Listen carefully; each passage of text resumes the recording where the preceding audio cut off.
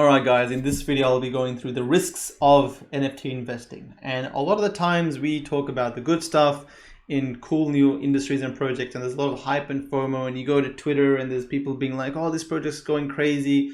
There's a pre-sale over here. Make sure you get into the ICO, but no one really talks about the risks. And I really wanted to give people not just the good stuff about the NFT space, but also like the danger side of NFT investing. Where there's risks, there's rewards. So you want to take it all into consideration. But I also want, just to make sure like you are well aware with what's happening. So you can see here that the last 7-day volume, usually when there's a pump, if you look at the cryptocurrency graphs, we'll see like a big spike and then it'll drop down, right? And usually it's like, oh, where do I get in? Where do I get in? Hopefully I can get in before that spike. And so with OpenSea or like with NFT projects, you can see here like the 7-day volume suddenly spikes up, and like I showed you guys, how to do the research. You can jump in and do your research, but you should be able, whenever there's a spike, you can see there's a 7-day change again.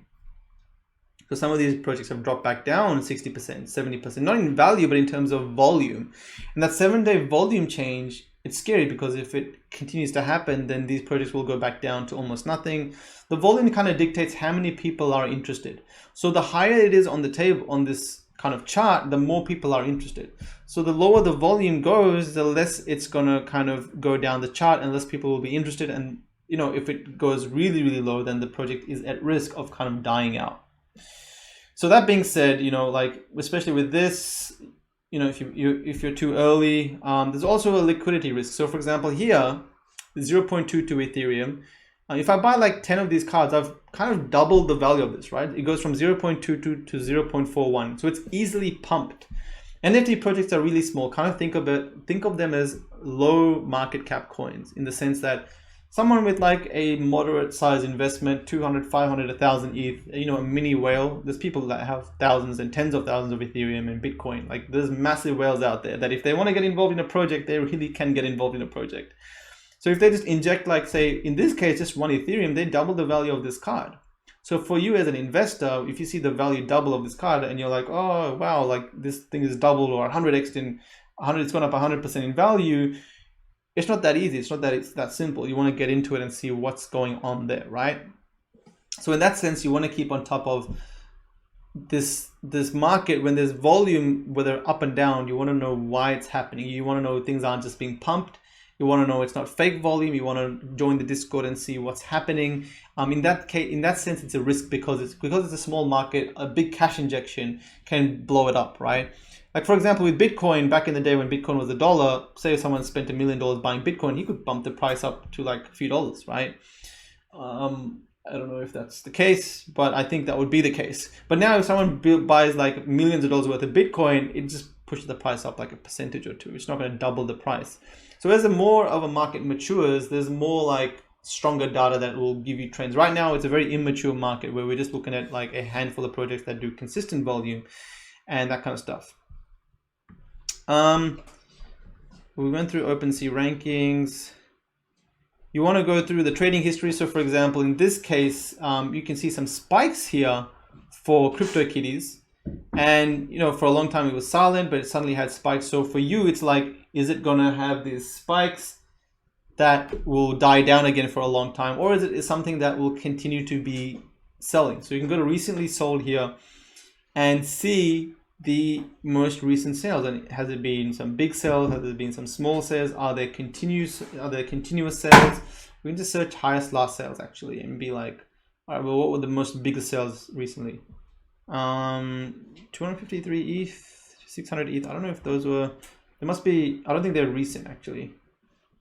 So if we keep moving on, we can go to Decentraland market, and there's risks with the market as well. Even Decentraland or any other project has its risks, where if the market dies down, one thing I like about Decentraland is that it's always had consistent volume, between 300 and 400 Ethereum worth of volume transacted every week.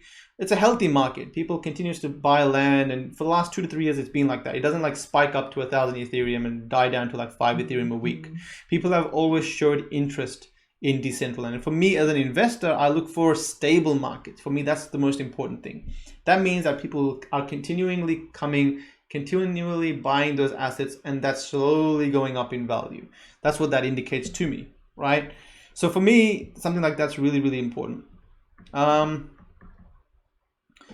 that's that. We also have non-fungible. Sometimes like projects die out, right? So they go all the way down here, 75, number 85. For example, 2 ETH in volume per week. So if I have a 30 ETH investment in some of these, I'm not going to name any, but let's just say any of these, I have a 50 Ethereum investment. I bought it when we were doing a really good volume, and now it's doing only 2 Ethereum every 7 days. That means it's going to take me 25 days to cash out my 25 weeks to cash out my 50 Ethereum, investment if I ever want to sell it. That's on a good scenario.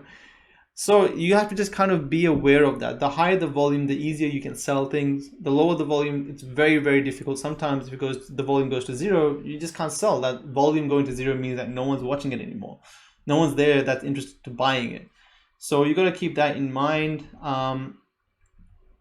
There's also like all kinds of things, right? So the risks are, scammers are abound. You got to make sure like if it's a new project, it's an anonymous leader, like just be careful of what you're getting into, because there's all these shiny new objects every day in the cryptocurrency world. It happened in 2017, it'll happen in the NFT space. There's all these cool like shiny new products that you want to throw your money at, but you have to keep on top of things and make sure you're not like just because it's an opportunity, you're not throwing your money at some idea that in a year or two is not going to be around. So again, I like to kind of just be a little bit patient sometimes and check things out. The other risks are, like I said, liquidity. I like to go for consistent liquidity projects because that's stable, shows me that this will continue to grow. User base, again, there's going to be so much. Everyone's hyped about blockchain games, so people like just throwing their money at blockchain games. For me, I like Axie Infinity because it's had that consistent user base. And if there's any other project out there that's a blockchain game that's showing consistent user base growth for the last 1, 2, 3 years, and it's just only been going up and up in terms of user base, not in terms of price, that shows me that the price will continually go up with it. That's pretty much the bulk of the risks.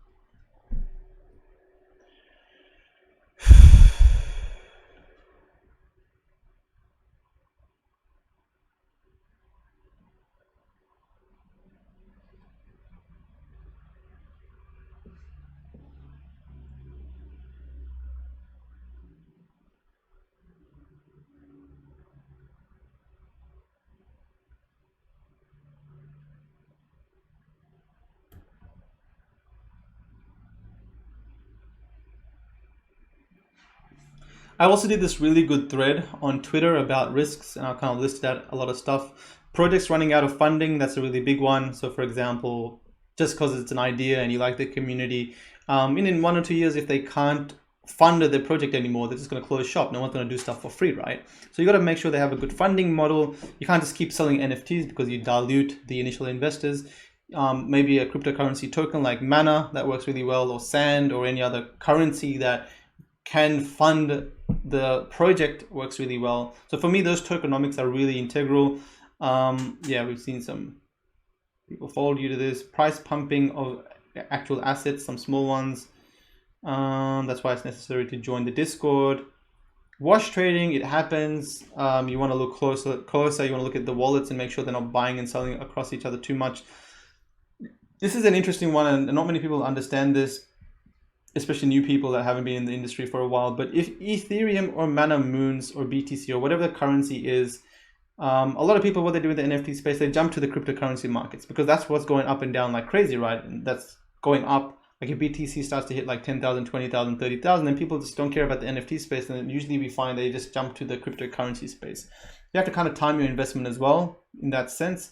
If it dumps as well, some people want to cash out their NFTs. You might see some people dumping their land tokens or whatever tokens they are because maybe they just need some money and they want to exit the market. So if these currencies dump, it's kind of like if the 5,000 BTC scenario where Bitcoin went up from like 10 cents to what it is now, $10,000, you're not going to see someone spend 5,000 Bitcoin for a pizza anymore, are you? So it's going to be, obviously pizza has a pegged value in most cases, but usually there is like this disconnect at some point if the coin goes up or down too much. Liquidity, we went through that. Pre-sale hype for sure. This happens a lot. This shiny new product, everyone jumps into it because it's like only 100 items available. Suddenly they raise the funds and then they just disappear for 1 year or 2 years because they need to develop the product, or they just disappear because they just take the money and run. So more than just the opportunity of getting in early, you have to look at the broader aspect of things. Again, like NFT projects take some time to build, 1, 2, 3 years. What you see now around you, like Decentraland and stuff, that's 2 years plus of building and partnerships and community momentum in place. I think the next 2 years is going to be crazy for these projects that have already got a product out. Again, NFTs are a new market, so kind of beware, do your own research. That's going to save you the most. Take your time to learn these. These are not like something you can just go onto the cryptocurrency exchange and throw some money at like the top 10 product items, coins, and then just be happy with. You got to do research in each one very individually. So those are the risks that come to my mind. There's a lot more around. As time progresses, you'll get really good at identifying them. So along with the good, make sure you're well equipped to identify risks, and you should be fine.